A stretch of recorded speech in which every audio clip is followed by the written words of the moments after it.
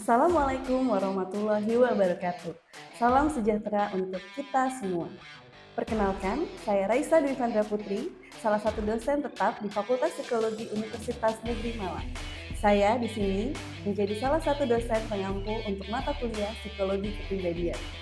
Pada video ini, saya akan menjelaskan secara singkat mengenai mata kuliah Psikologi Kepribadian yang meliputi deskripsi mata kuliah, kemampuan yang diharapkan, materi pembelajaran, sistem pembelajaran, serta strategi penilaian yang akan diterapkan selama 1 semester ke depan. Mata kuliah Psikologi Kepribadian merupakan mata kuliah wajib dengan bobot 3 SKS yang akan diberikan pada mahasiswa di semester pertama.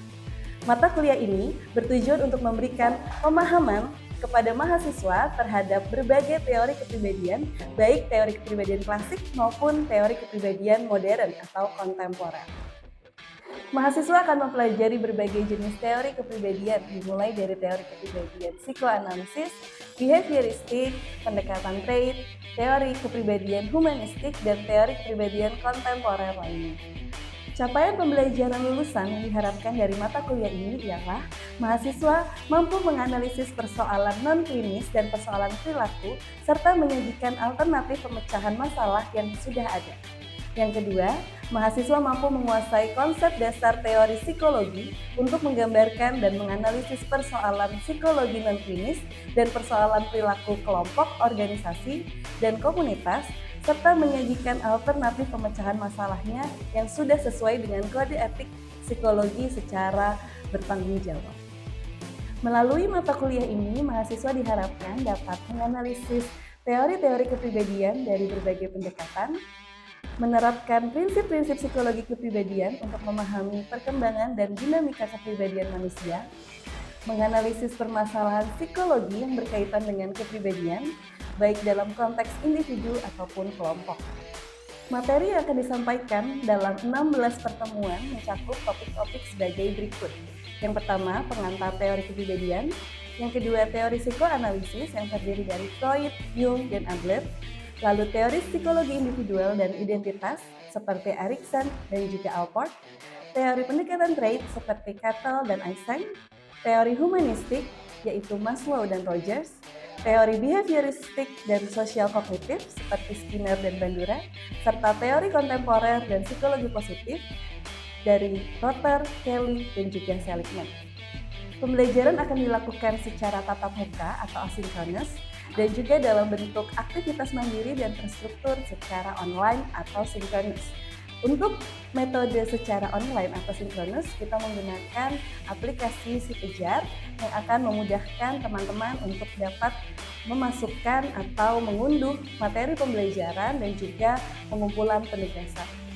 Model pembelajaran yang akan diterapkan selama 1 semester ke depan meliputi diskusi, ceramah, interaksi aktif dan juga partisipatif, dan juga berbasis studi kasus pada pengalaman-pengalaman yang relevan. Evaluasi pembelajaran yang akan dilakukan selama 1 semester ke depan dapat meliputi aktivitas partisipatif dengan bobot sebesar 10%, yaitu berupa diskusi dan partisipasi dari kegiatan atau penugasan kelompok. Yang kedua adalah tugas individu dengan bobot 5%, lalu akan diadakan kuis di tiap-tiap pertemuannya dengan bobot 5%, lalu UTS dengan bobot 15%, UAS dengan bobot 15%, dan project atau project based learning dengan bobot 50%. Saya menggunakan rubrik penilaian objektif, jelas, dan terukur, serta setiap hasil evaluasi akan saya sampaikan sebagai bentuk umpan balik kepada mahasiswa dalam pembelajarannya. Untuk tahapan berikutnya, mari kita simak video pembelajaran berikut. Assalamualaikum warahmatullahi wabarakatuh. Selamat pagi teman-teman semua. Kemarin kan kita sudah belajar banyak ya macam-macam teori psikologi kepribadian yang versinya klasik. Nah, hari ini kita akan masuk di areanya yang kontemporer atau bahasa itu modern lah gitu ya. Tetapi sebelum kita memulai perkuliahan kita, baiknya kita berdoa terlebih dahulu ya teman-teman. Mari kita berdoa dimulai. Berdoa selesai. Nah, rata-rata kalau dalam perspektifnya klasik itu kita mengarahnya tuh pasti kepribadian dibentuk dari masa lalu ya teman-teman ya. Tetapi saat ini gitu ya, kita masuk di kepribadian yang kontemporer nih, ranahnya modern gitu ya. Jadi kalau ranah modern berarti orientasinya ada di masa lalu atau masa depan teman-teman? Masa depan. Nah, salah satu pelopor dari psikologi kontemporer yang berorientasi pada masa depan dalam memandang manusia itu namanya Abraham Maslow. Ya, ini ya. Jadi ini adalah bapak psikologi yang kita kenal dengan nama humanistik gitu ya.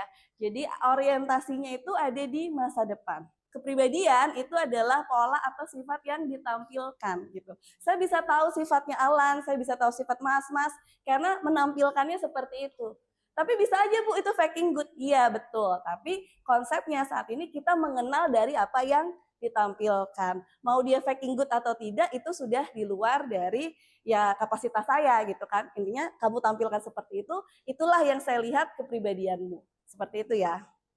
Nah, jadi secara garis besar Maslow ini bilang gitu ya, bahwa kenapa sih Maslow itu harus mengambil ranah yang modern atau berorientasi kepada masa depan? Karena Maslow itu menganggap bahwa pusing nih kalau psikologi itu selalu dikaitkan dengan orang-orang sakit gitu ya. Jadi kalau psikologi itu selalu dikaitkan dengan penyakit kesehatan mental, orang depresi, stres gitu. Jadi menurut Maslow emang manusia itu nggak ada positif-positifnya gitu kan. Nah, jadi Maslow mengambil ranah yang berbeda. Karena menurut Maslow, Maslow melihat bahwa setiap manusia ini bisa kok, punya kok keinginan untuk tumbuh gitu. Keinginan untuk mengarahkan diri pada hal yang positif. Akhirnya Maslow fokus pada potensi dalam diri manusia. Artinya manusia itu semuanya dikaruniai potensi untuk bertumbuh gitu, untuk jadi kreatif gitu, bukan untuk pasrah terhadap keadaan gitu. Manusia punya kehendak kayak gitu. Nah, selanjutnya menurut Maslow, kepribadian manusia itu dibentuk karena manusia itu punya kebutuhan. Nah, kebutuhan ini yang sifatnya insting gitu ya, atau bahasanya instinktif, artinya bawaan. Setiap kita di sini punya nggak kebutuhan? Punya kan? Kalau nggak punya kebutuhan ya udah teman-teman hidupnya datar aja, tidur doang kerjaannya atau duduk doang gitu. Karena tidak ada kebutuhan. Nah, Maslow melihat karena ada kebutuhan makanya manusia itu bergerak gitu. Nah, itulah yang akhirnya Maslow lihat bahwa untuk memenuhi kebutuhan tersebut manusia menampilkan perilaku atau pola-pola sifat yang berbeda. Ini teorinya dia dikenal dengan nama holistic dinamis. Jadi setiap kita akan terus-menerus terdorong oleh setiap kebutuhan. Gitu. Contoh teman-teman datang ke kuliah, datang ke kampus gitu ya. Untuk memenuhi kebutuhan. Kebutuhan apa? Kebutuhan, mungkin kebutuhan akan teman, ya kan? Di kos sendiri. Jadi saya harus ke kampus supaya saya bisa berinteraksi sama teman. Nah, ada juga yang memenuhi kebutuhan untuk penghargaan diri. Iya, kalau saya nggak masuk-masuk, nilai saya jelek, saya nanti dicap jadi anak yang malas gitu ya. Makanya saya harus rajin ke kampus. Nah, semua orang kita semua punya motivasi sendiri-sendiri untuk datang berkuliah. Nah, ini jadi Maslow itu akhirnya menggolongkan atau mengkelompokkan kebutuhan itu berdasarkan 5 hierarki kebutuhan atau yang dikenal dengan nama hierarchy of needs gitu ya. Nah, hierarchy of needs ini ada nggak Bu pada semua manusia? Ada gitu. Tapi pemenuhannya tidak harus selalu 100%. Atau bahkan kita semua punya 5 hierarki itu. Tetapi saat ini kita berada di kebutuhan atau tingkat yang berbeda-beda, ya kan? Siapa tahu gitu. Nah, kebutuhannya selalu dimulai dari yang paling dasar. Yang paling dasar itu yang paling kuat. Yang paling atas berbicara tentang pertumbuhan diri, sifatnya lemah. Jadi kalau yang bawah tidak terpenuhi, teman-teman tidak akan mungkin bisa naik ke kebutuhan selanjutnya. Gitu. Nah, kita cek ya nanti. Nah, ini ya. Jadi konsep hierarchy of need itu adalah kita semua tidak didorong oleh semua kebutuhan dalam satu waktu. Jadi saat ini saya tidak didorong untuk dari kebutuhan makan, cinta, esteem atau bahkan aktualisasi. Pasti ada satu kebutuhan yang mendominasi diri kita saat ini. Gitu. Bahkan 1 jam kemudian bisa saja kebutuhannya berbeda. Seperti itu. Nah, ini adalah hierarkinya gitu ya. Tadi seperti yang sudah saya sampaikan di awal bahwa yang paling bawah ini yang paling Kuat gitu ya. Yang paling bawah ini paling dasar, paling kuat.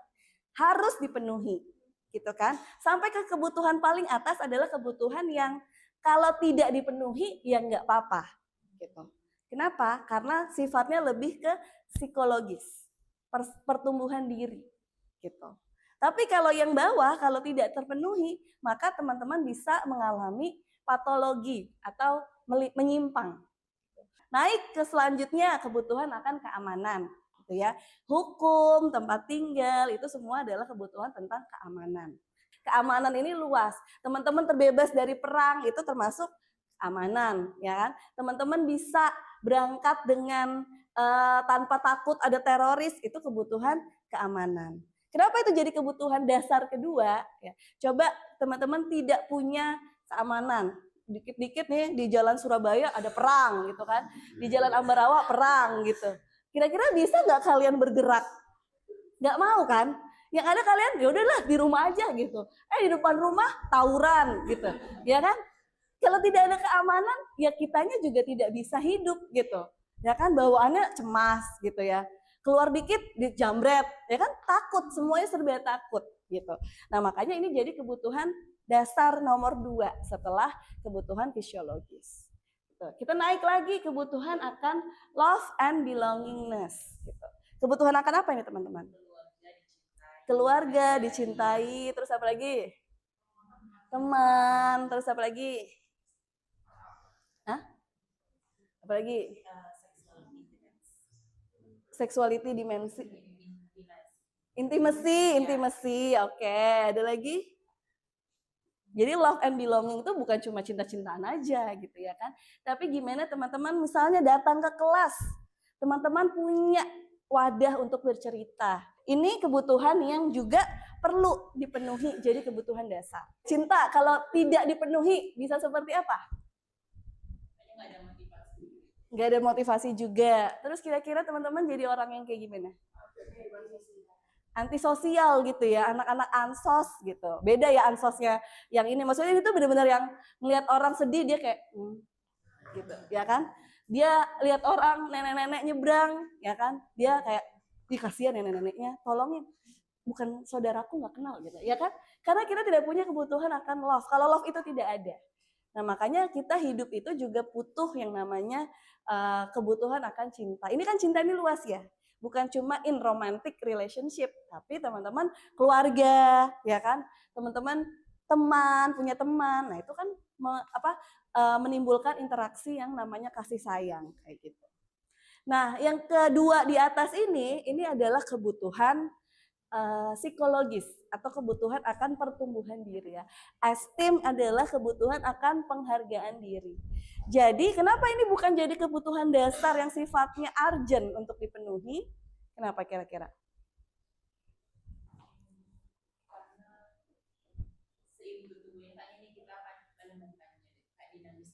Oke, ini dinamis. Ada lagi? Kenapa kira-kira kita tidak, maksudnya bukan dasar-dasar banget sih yang harus dipenuhi? Gak se-urgent. Ya, kenapa nggak se-urgent itu? Jadi kenapa esteem needs ini bukan yang sifatnya urgent banget harus dipenuhi? Ya karena ini itu baru dibutuhkan ketika teman-teman sudah mampu mengenal atau secara kognitif sudah mampu aktif gitu ya, mempersepsikan sesuatu, melihat sesuatu, ya kan? Nah, jadi kebutuhan esteem ini akan dipenuhi atau dibutuhkan seiring teman-teman juga bertambah usianya. Kayak gitu. Jadi bukan yang sifatnya basic banget, dasar. Kayak gitu. Nah, yang terakhir ini adalah aktualisasi diri. Ini adalah suatu kebutuhan yang menurut Maslow nggak ada orang yang bisa mencapainya. Hanya orang-orang tertentu aja nih yang bisa mencapai kebutuhan akan aktualisasi diri itu. Kenapa? Karena Maslow menganggap kebutuhan aktualisasi diri ini adalah kebutuhan yang wow banget gitu. Jadi kebutuhan yang sifatnya itu, wah, orang-orang yang ada di kebutuhan ini tuh udah yang selesai nih sama kebutuhan fisiologisnya, safety-nya, love and belonging, esteem-nya. Jadi menurut Maslow, ya kita tuh rata-rata sampai di esteem, nanti kita balik lagi ke bawah gitu kan. Esteem balik lagi ke love gitu. Bisa Bu naik turun gitu? Bisa. Itu adalah aktualisasi. Nah, Selanjutnya ini adalah kondisi yang dapat mendukung aktualisasi diri. Jadi apakah di sini teman-teman ada yang merasa saya sudah mengaktualisasikan diri, Bu? Ada? Mas kayaknya ya, udah mengaktualisasikan diri. Iya kayaknya ya. Amin katanya gitu ya. Nah, gimana sih kondisi-kondisi yang bisa mendukung orang mengaktualisasikan diri? Yang pertama, dia itu harus punya kebebasan. Dia nggak peduli sama omongan orang yang menentukan bahwa kamu harus kayak gini, kamu harus kayak gitu. Dia terbebas dari segala batasan baik dari masyarakat, dari norma-normanya. Ya istilahnya kalau zaman sekarang teman-teman tidak FOMO gitu ya. Ya kan kita kan agak FOMO ya ternyata gitu ya. Ya ibu juga Bu ya mungkin saja tanpa disadari. Mungkin dulu kita nggak tahu istilahnya tapi ketika itu muncul tren gitu ya. Jadi kita tahu oh ya ternyata kita FOMO ya gitu. Ya kan? Nah, terus dia tidak terganggu dengan kebutuhan yang ada di bawah. Jadi artinya orang-orang yang mengaktualisasikan diri itu dia udah nggak butuh makan, enggak, tapi kebutuhan makan, keamanan dan love-nya itu istilahnya udah pasti bisa dia dapatkan tanpa dia harus mungkin cari perhatian atau dia harus bekerja keras untuk dapat makan kayak gitu. Jadi dia udah nggak terganggu, semuanya sudah dalam titik aku bisa memenuhinya kapanpun. Gitu. Oke, terus aman terhadap gambar dirinya dan hubungannya dengan orang lain. Gitu. Jadi dia punya kebutuhan yang ibaratnya gambar dirinya kuat. Terus dia mampu mencintai dan mampu menerima cinta juga dari orang lain. Kayak gitu. Terus realistis gitu ya. Dia tahu kekuatan dan kelemahan dirinya gitu. Jadi dia tidak berusaha menutup-nutupi kelemahannya gitu. Bukan berarti orang yang mengaktualisasikan diri itu tidak punya kelemahan, teman-teman.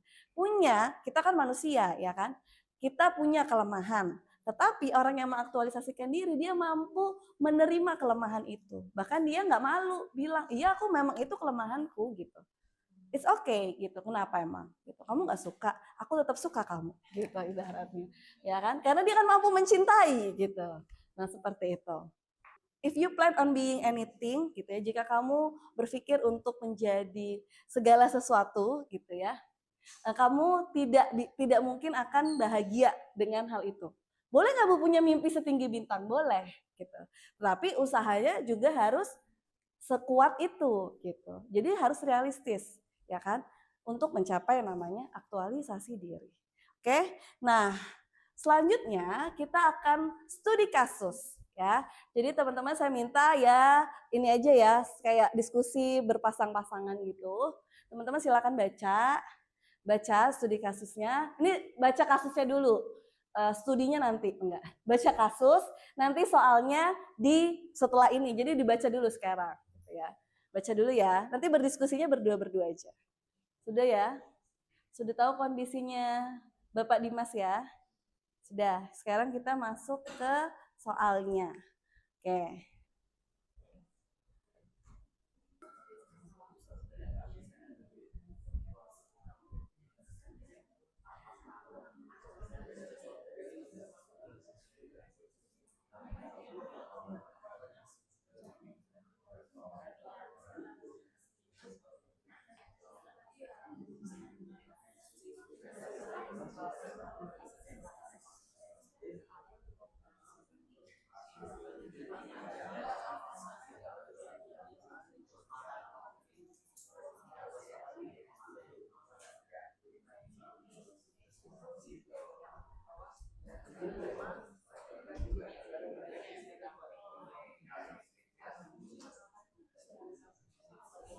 Oke, sudah ya?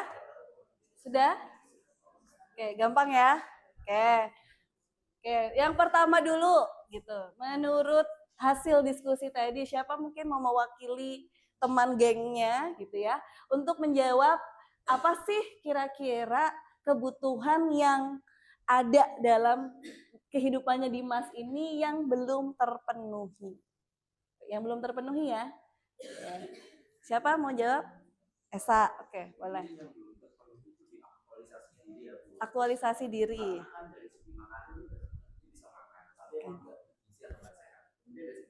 tinggal dia ada kan tempat tinggal rumah apartemen tapi dia misalkan kena mahal. Kemudian dari segi hubungan itu dari kasusnya kan dia dari rekan-rekan kerjanya dia emang dekat, dia dapat privilege juga, jadi dia juga dapat, cuma hubungan dengan keluarga dia nggak, karena kan dia dalam quality time. Tapi enggak, saya rasa sih dia nggak terpenuhi, walaupun secara closing keluarga dia belum dapat, tapi di lingkungan sosialita dia udah dapat. Kemudian kalau dari segi aktualisasi kan belum terpenuhi karena dia kan jarang juga, jadi dia dalam proses perkembangan kehidupannya dia kayak sejenak di situ-situ aja, dia tidak menolak lamaran pekerjaan di perusahaan lain juga. Oke, baik. Itu dari Esa. Sudah semuanya, tetapi tinggal mencapai aktualisasi diri. Oke, ada yang punya pendapat berbeda? Apa semua sama? Oke, Kanta.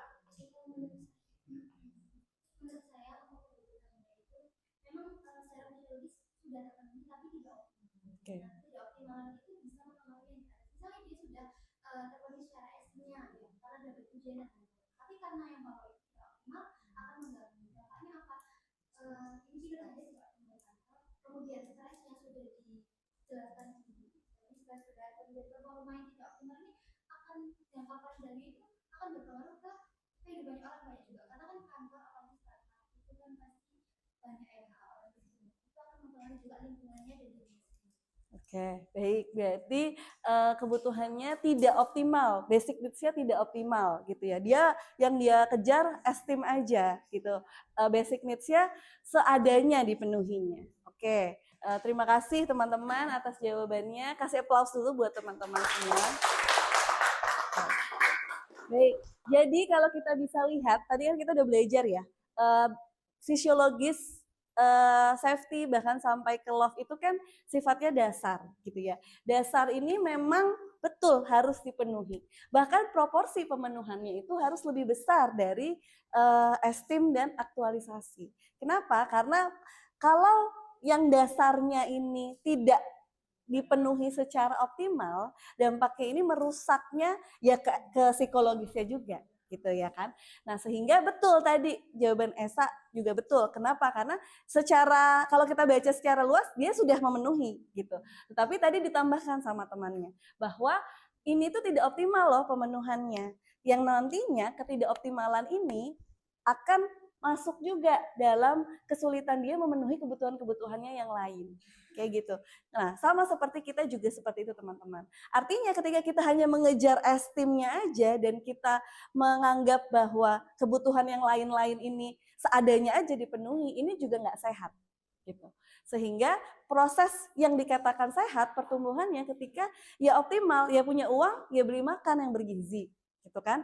Tempat tinggalnya ya yang nyaman gitu kan, nggak mungkin tinggalnya di rumah gubuk gitu, padahal kerjanya di startup gitu, ya kan tinggalnya di rumah yang gubuk gitu kan, ya padankan gitu. Nah uangnya memang nanti buat apa? Gitu. Nah kadang-kadang kita seperti itu, ya kan kadang-kadang tanpa disadari nih pola hidupnya zaman sekarang yang dikejar itu esteemnya supaya bisa diterima di lingkungan sosial, supaya divalidasi sama orang. Tapi kita melupakan basic needs-nya kita. Dampaknya belum kelihatan sekarang, nanti saat jangka panjang. Esteemnya ini bisa pergi, ya kan? Orang yang memvalidasi kita kan nggak selamanya sama kita. Bener nggak? Tapi basic needs yang 3 dasar terbawah tadi itu adalah kebutuhan yang bisa loh kita yang penuhi. Gitu. Jadi ini makanya juga menjadi salah satu dasar bahwa teman-teman tuh juga perlu mencintai dirinya teman-teman gitu kan. Mencintai cukup dengan dirinya supaya teman-teman juga bisa growing-nya sehat menuju aktualisasi diri. Seperti itu. Oke, bisa dipahami teman-teman? Ada yang mau ditanyakan sampai sini? Tidak ada? Sudah jelas semuanya? Jelas. Oke, baik. Kalau sudah jelas, waktu perkuliahan kita juga sudah habis. Saya akhiri, minggu depan kita akan belajar topik baru lagi, tentunya yang lebih seru lagi daripada Abraham Maslow. Teman-teman silakan baca bukunya yang sudah saya taruh di si Pejar. Gitu ya. Saya akhiri sampai sini perkuliahan kita pada siang hari ini. Saya tutup, mohon maaf jika ada salah kata dan kurang. Assalamualaikum warahmatullahi wabarakatuh. Selamat siang teman-teman semua. Waalaikumsalam warahmatullahi wabarakatuh.